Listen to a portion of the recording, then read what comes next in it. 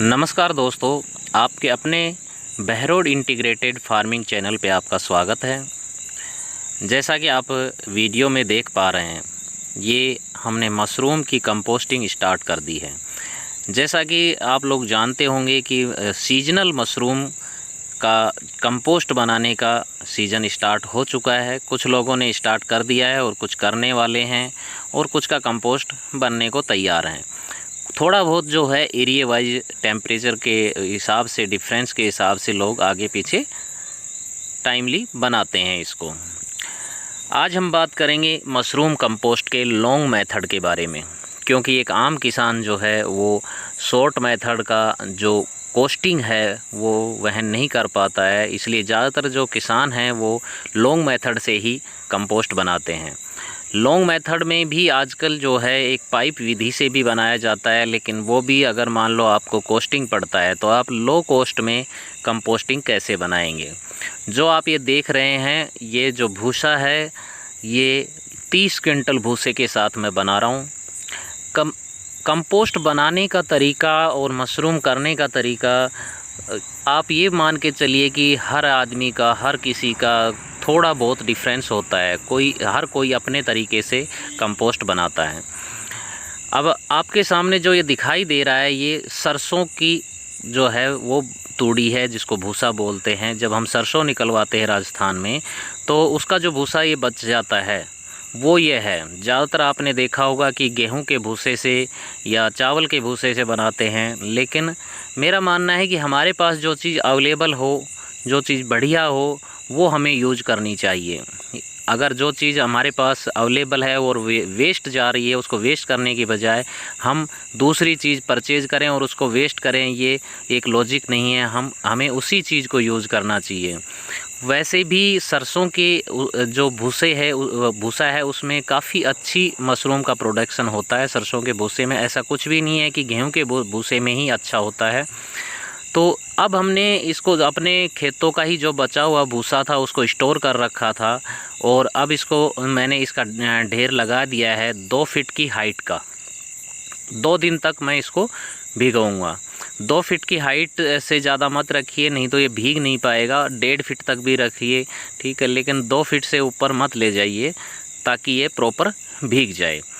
तो आज हम अब इसका ये लगाने के बाद इसको स्टार्ट करेंगे भिगोना इसको। तो दोस्तों, ये हमने इसको आज से स्टार्ट कर दिया है भिगोना। इसको अच्छी तरह से भिगोना है। पाइप से, आपके पास अगर ट्यूबवेल है तो पाइप से भिगोइए, क्योंकि छोटे नल वाले पाइप से तो भिगोने में आपको काफ़ी ज़्यादा टाइम लगेगा। इसलिए मैंने अपना सोलर सिस्टम चला के डायरेक्टली पाइप लगा के उससे इसको भिगो रहा हूँ। अच्छी तरह से इसको भिगोना है, और ये नहीं कि एक बार भिगोना है। इसको दिन में 2 या 3 बार भिगोइए, जितना आप कर सकते हैं। 3 बार है तो बेस्ट है, नहीं तो 2 बार तो कम से कम इसको सुबह शाम भिगोइए। और 2 दिन तक इसको भिगोना है। ये अच्छी तरह से पानी अपने अंदर सोख ले, इतना ज़्यादा इसको अच्छी तरह भिगोना है।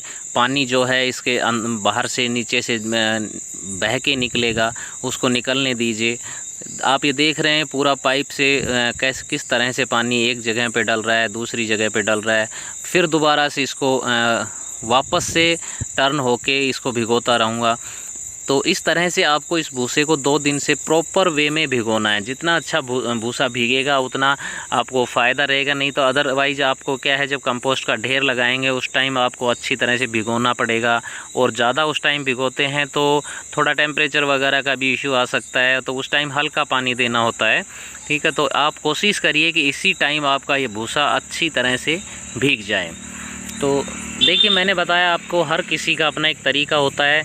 मेरा कहना ये है कि मैं आपको इसी वीडियो में जो कंपोस्ट बनाना सिखा रहा हूँ उसका दूसरा भी पार्ट बनाऊँगा, ठीक है। और इसकी हम आगे जाके जो प्रोडक्टिविटी है वो भी दिखाएंगे कि हमारे तरीके से क्या प्रोडक्टिविटी होती है, कम होती है, ज़्यादा होती है, जैसी भी होती है। आप खुद से इसको डिसाइड करेंगे कि प्रोडक्टिविटी कैसी हो रही है। तो अपनी चीज़ दिखाना ही सबसे बेस्ट होता है, ऐसे किसी को सुनी हुई चीज़ दिखाना। तो दोस्तों ये 2 दिन भिगोने के बाद 2 दिन के बाद अब इसकी ढेरी बनाना स्टार्ट कर दिया है। अच्छी तरह से 2 दिन इसको भिगोया, भिगोने के बाद इसकी ढेरी बनाना स्टार्ट कर दिया है।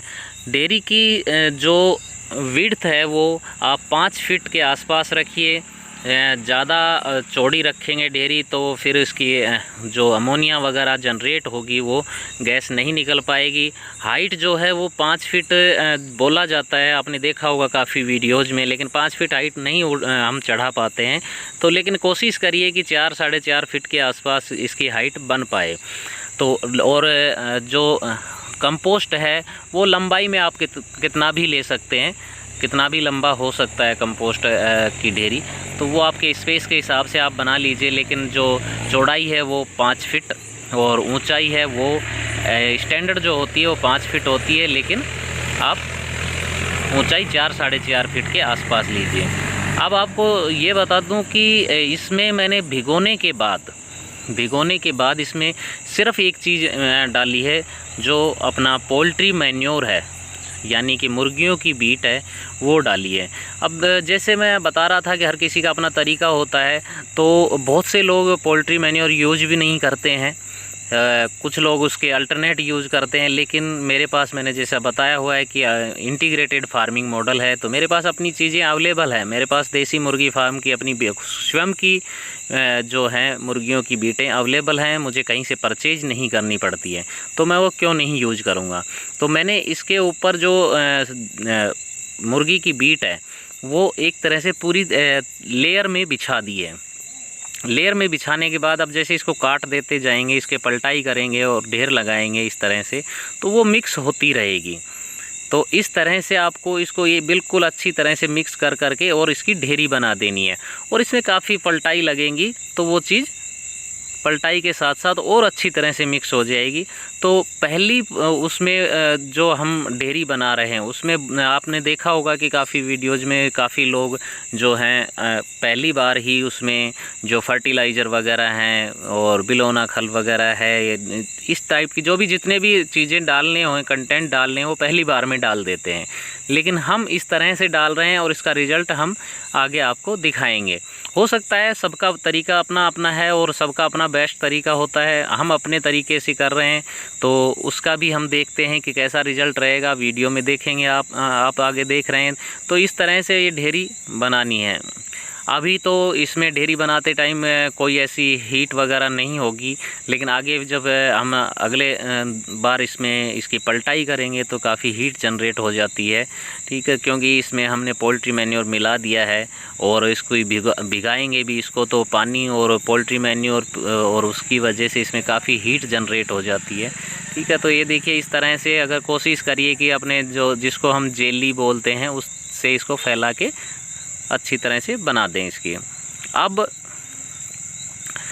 जब हम पहली पलटाई कर ले उसके 4 दिन बाद, अब ये आप चौथे दिन की देख रहे हैं। अब चौथे दिन मैंने इस पे आपको दिखा दूं क्या क्या डाला हुआ है। अभी फ़िलहाल जो है इसमें जो मेरा सहयोगी है वो आप देख रहे हैं कि गेहूं का चोकर डाल रहा है, जिसको हमारी राजस्थानी भाषा में गेहूं का बूर भी बोलते हैं, ठीक है। ये आपको किसी भी जो गेहूं की मिल होती है वहाँ पे मिल जाएगा, वहाँ से आप ख़रीद सकते हैं। ये आप देख पा रहे हैं कि ये बिलोना खल है जो मैंने भिगो रखी है। अब चोकर डालने के बाद इसमें यूरिया डाल दिया गया है। इनका दोनों का मैं आपको मात्रा बता दूं, इनकी दोनों की मात्रा जो है मैंने यूज़ की है। 30 क्विंटल इस पे भूसे पे 1 क्विंटल चोकर यूज़ किया है और 50 केजी यूरिया यूज़ किया है इसमें, और इसके साथ साथ ही 30 केजी मैंने इसमें बिलोना खल, यानी जिसको हमारे इधर एरिया में काकड़े की खल बोला जाता है, जैसे कपास में से जो दाना निकलता है उसको बोलते हैं बिनोला, और उसकी जो खली होती है यानी उसकी पिलाई होने के बाद तेल निकलने के बाद जो बचता है वो उसको हम खली बोलते हैं। जैसे सरसों की खली होती है उसी तरह से बिनोला खल होती है। तो एक के बाद एक तीनों की मैंने इसमें लेयर डलवा दी है। आप देख रहे हैं कि नीचे तक ये आ रहा है, और जब ऊपर हम लेयर डालेंगे और इसकी पलटाई करेंगे तो वो सारा मिक्स हो जाएगा और अगली उसमें पलटाइयों में अच्छी तरह से मिक्स होता रहेगा। इसलिए इस तरह से तसल्ले भर भर के इस पर डाल दिया है इसमें। तो मात्रा आप देख लीजिए मैं क्या यूज करता हूँ। अभी ये जैसे बिलोना खल डाल रहे हैं हम, तो पहले हमने चोकर डाला, यूरिया डाला और बिलोना खल डाल रहे हैं। मात्रा जैसे अभी पहले बार में हमने जैसे मैन्योर डाला था, पोल्ट्री मैन्योर, वो हमने 30 क्विंटल पे 15 क्विंटल लिया था, और चोकर 1 क्विंटल, यूरिया 50 केजी, और जो ये बिलोना खल है वो 30 केजी लिया है। अभी तक हम ये चीज़ यूज़ कर रहे हैं। पहली बार हमने पोल्ट्री मैन्योर यूज़ किया इसमें भूसे में।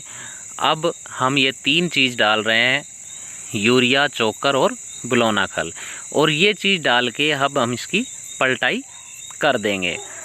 पलटाई करने के बाद हमें इस तरह से देखना है कि चीज़ें जो है भूसे की और ये सब एक दूसरे में मिक्स हो जाएं, और नीचे का भूसा थोड़ा ऊपर आ जाए और ऊपर का भूसा नीचे चला जाए। इन चीज़ों को थोड़ा सा ध्यान रखना है। बिलोना खल को आप थोड़ा भिगो लीजिए ताकि वो फूल के और खिल जाए। तो आप ये देख रहे हैं कि मेरा ये सहयोगी है, ये अपने पलटाई कर रहे हैं। जैसे दांते वाली जो उसको जेली बोलते हैं, उससे मैं तो कर लेता हूँ, लेकिन इससे नहीं हो पाता है, ये फावड़े से ही करता है। ठीक है, तो ये फावड़े से इस तरह से उठा उठा के प्रॉपर वे में इसको डाल रहा है और इसकी पलटाई कर रहा है। ये इसी तरह से इसको आपको पलटाई को आप अपने खुद से अकेले भी कर सकते हैं, कोशिश करिए। अगर नहीं कर सकते हैं तो अपने साथ कोई सहयोगी रखिए। इसके जब हम दूसरी पलटाई कर दें, उसके तीसरे दिन हमें तीसरी पलटाई करनी है। ये देख रहे हैं कि 2 दिन बीच में गैप देना है हमें, और तीसरे दिन उसकी पलटाई करनी है। कितना ज़्यादा इसमें हीट बन रही है, ये देखिए धुआं उठ रहा है। इतनी ज़्यादा हीट उठती है, काफ़ी ज़्यादा, अगर इसने प्रॉपर वे में आपने इसको बनाया है। तो इस तरह से आप इसकी कोशिश करिए कि नाइट के टाइम में करिए, ताकि टेम्परेचर थोड़ा ठीक रहे और आपको ज़्यादा गर्मी का सामना नहीं करना पड़े। इसी तरह नेक्स्ट वीडियो बनाते हैं कंपोस्टिंग का। धन्यवाद।